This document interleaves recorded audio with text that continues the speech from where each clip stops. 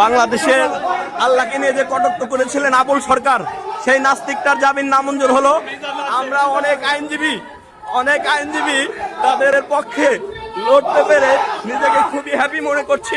এই যে আমাদের আইনজীবীদের পক্ষ থেকে আইনজীবীরা নিজেরাও ফাঁসি যাচ্ছে। দেখেন বন্ধুরা, এই ফালতুর আসলে ফাঁসি হওয়া উচিত।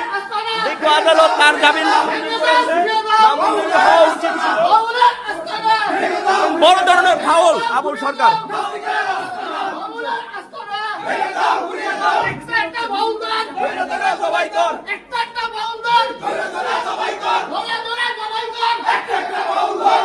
দেখতে পাচ্ছেন বন্ধুরা আপনারা,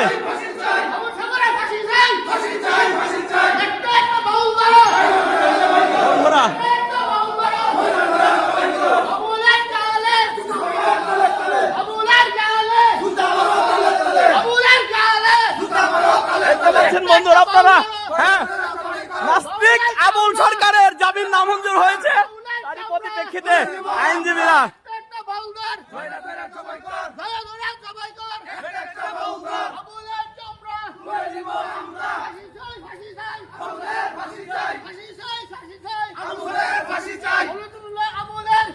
ফাঁসি হোক।